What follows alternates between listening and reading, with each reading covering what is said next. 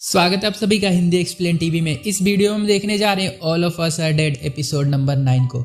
Episode की शुरुआत होती है वहीं से छत पर बुली सबको मार पीट रहा है। सान कहता है कि तू पहले चेला बन के घूमा करता था और अब ना तो इंसान रहा है और ना ही ज़ोंबी। और ये सुन के बुली गुस्सा हो जाता है और कहता है कि सारे पीछे हट जाओ, मैं सान की आंखें निकालने आया हूँ। फिर क्या सब इसको मारने के लिए आते हैं। बुली सबको उठा उठाकर पटक देता है क्योंकि ये बहुत ज़्यादा ताकतवर हो चुका है। फिर प्रेसिडेंट को भी बहुत मारता है और इसे कहता है कि हम एक जैसे हैं, मेरे साथ हो जा। फिर बुली सोयोक को मार मार के नीचे लटका देता है। प्रेसिडेंट आती है और बुली को छत से उठा के नीचे फेंक देती है और वो मरता नहीं, दोबारा खड़ा हो जाता है और इस बार इसकी हड्डियां टूट चुकी हैं। यहाँ पर ये लोग इसकी वैक्सीन नहीं बना पा रहे हैं क्योंकि ये वायरस अपना फॉर्म बार बार चेंज कर रहा है। तभी इन्हें एक खबर मिलती है कि एक डिटेक्टिव है जो लैपटॉप के बारे में बता रहा है, जो कि लैब में रखा हुआ है। जैसा कि हमें पता है कि ये वही वाला डिटेक्टिव है जिसको ये पकड़ कर वहाँ रोड से लेकर आए थे। अब यहाँ हेड कहता है कि स्कूल जाओ और वो लैपटॉप लेकर आओ। यहाँ पर स्कूल के लिए यहाँ से एक टीम भेज दी जाती है। यहीं बाहर हम देखते हैं कि इस डरपोक लड़के को जो खाना ले रहा है, यहीं पर इसे योंजा दिख जाती है। ये इसे देखकर इसके पास जाता है और काफी फ्रेंडली होने की कोशिश करता है। योंजा इसको फट्टू कहती है क्योंकि ये इससे बहुत ज्यादा गुस्सा है क्योंकि इसने इसकी हेल्प नहीं की थी जब ये नीचे जा रही थी फोन लेने के लिए। और इससे जब ये कहती है कि तूने मेरी हेल्प नहीं की थी तो ये कहता है मैं क्या ही कर सकता हूँ। और ये सुन के ये और भी ज्यादा गुस्सा हो जाती है और कहती है कि तुझे भूख लगी है, मुझे बहुत तेज भूख लगी है, मैं तुझे खाऊंगी। और फिर सीन यहाँ पे कट हो जाता है और हम आते हैं स्कूल की छत पर। सबको चोट लगी है, सब यहाँ पर बैठे हुए हैं। ये लड़की जो है जिसके मोम डैड गाड़ी के अंदर ही ज़ोंबी बन गए थे, ये प्रेसिडेंट को उल्टा सीधा बोलती है और हमेशा इस चिढ़ा करती है और कहती है कि ज़ोंबी बनेगी तो सबसे पहले हम ही को मारेगी, इसको भगा दो यहाँ से। और तभी बातों बातों में सान को दिखता है कि एक हेलीकॉप्टर इनकी तरफ आ रहा है। ये बहुत खुश होकर चिल्लाने लग जाते हैं। हेलीकॉप्टर छत पर आता है। यहाँ कमांडो सबका बॉडी टेम्परेचर चेक करने लग जाते हैं उतरकर। और ये सारी चीजें यहाँ कैंप में बैठकर कमांडो हेड देख रहा होता है। सोयुक डर जाता है कि कहीं ये लोग प्रेसिडेंट को पकड़ ना ले क्योंकि वो भी तो एक ज़ोंबी ही है। पर इन्हें लगता है कि प्रेसिडेंट को ठंडी लग रही है, इसलिए वो उसको कम्बल उड़ा देते हैं। फिर कमांडो इन्हें यहीं रुकने का बोलकर नीचे लैपटॉप ढूंढने चले जाते हैं। यहाँ दूसरी तरफ आर्चरी रूम में भी इन लोगों ने अब छत के ऊपर जाने का प्लान बना लिया है क्योंकि इन लोगों को हेलीकॉप्टर दिख चुका है। कमांडो में यहाँ क्लास में आकर ज़ोंबीज को मारने लग जाते हैं। गोली की आवाज सुनकर बुली डर जाता है और डर के छुप जाता है कि कहीं ये लोग इसको भी ना निपटा दें। और फाइनली इन लोगों को लैपटॉप मिल जाता है और ये लोग डाटा ट्रांसफर कर लेते हैं।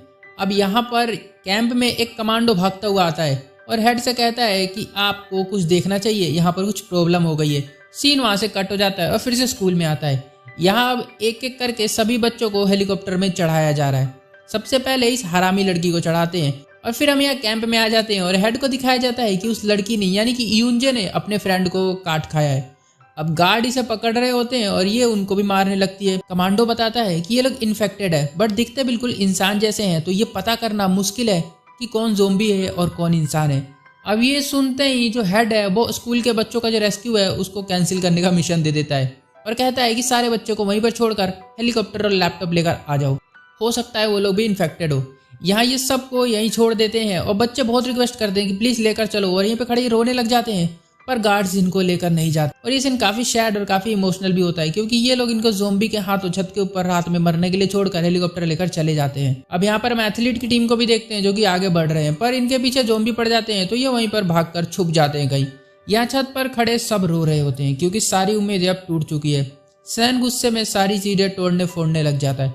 फिर हम देखते हैं कैंप में यहाँ पॉलिटिशियन इनके ऊपर इल्जाम लगाया गया है ओंजो के फादर को यहाँ से भगाने का। इससे कहा जाता है कि बताओ आप क्या कहना चाहोगे इस बारे में। ये कैमरा लगवा कर और उसमें वीडियो रिकॉर्ड करके बताती है कि मैंने ही उसको आइडिया दिया था अपनी बेटी को बचाने का क्योंकि उसकी बेटी वहाँ फंसी हुई है, और बाकी सारी चीजें भी बोल देती है। पहले तो हमें ये लगता है कि सारा इल्जाम अपने ऊपर ले रही है ताकि वो बच जाए, पर बाद में हमें पता चलता है अपने फायदे के लिए, अपने वोट के लिए ये सब बोल रही है ताकि लोग इसको वोट दें। और ये चीज काफी ज्यादा बुरी है। अब यहाँ ओंजो के डैड को हम देखते हैं जो स्कूल की तरफ बढ़ रहे हैं। एक आदमी इनको रास्ते में मिलता है, वो हेल्प के लिए मांगता है और वो हेल्प करना चाहते हैं पर वो नहीं कर सकते, इसलिए वो वहां से चले जाते हैं। अब हम देखते हैं मिस्टर ली की एक और वीडियो जो कि कमांडो बैठकर देख रहे हैं। यहाँ पर मिस्टर ली बहुत सी बातें बताता है और फाइनली लास्ट में ये कहता है कि अगर इन ज़ोंबीज को खत्म करना है तो उनको जला दो। यही इस हरामी का एंटीडोट है। अब यहाँ डॉक्टर के टेस्ट करने पर पता चलता है कि योंजे को जिस वायरस ने काटा है वो कभी कभी दिखता है, मतलब बाकी टाइम पर इंसान रहती है और कभी कभी उसका वायरस एक्टिव हो जाता है। इसका मतलब ये है कि इसको जब टेस्ट किया जाता है तो कभी इसका टेस्ट नेगेटिव आता है और कभी पॉजिटिव आता है। हेड कहता है कि और भी वहाँ पर होसान सिटी में ऐसे लोग हो सकते हैं, इसलिए ये ऑर्डर देता है कि जिन जिन लोगों को वहां से यानी कि हुसान सिटी से लाया गया है उन सबको अलग करके रख दिया जाए। और यह रूम में ये पॉलिटिशियन बैठकर अपनी बहादुरी का जश्न मना रही है और काफी खुश है कि इस बार का इलेक्शन में जीतने वाला हूँ। ओंजा के फादर के साथ का जो स्टाफ था वो कहता है कि ये तुमने गलत किया है।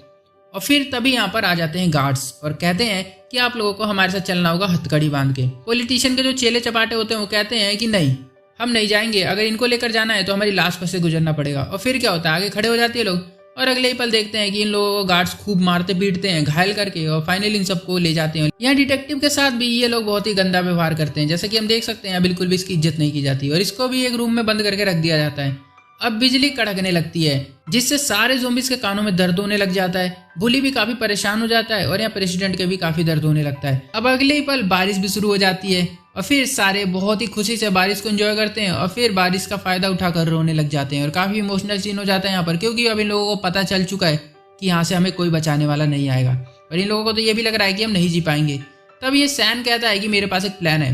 वो कहता है कि हमें बचाने तो यहाँ कोई आ नहीं रहा है, इसलिए हमें यहाँ से खुद ही भागना पड़ेगा। सारे लोग अग्री करते हैं और ये एक प्लान बनाते हैं कि स्कूल के पीछे से होकर बास्केटबॉल रूम तक पहुंचना है और वहां से होकर इन लोगों को पहाड़ पे पहुंचना होगा जो पीछे बना हुआ है।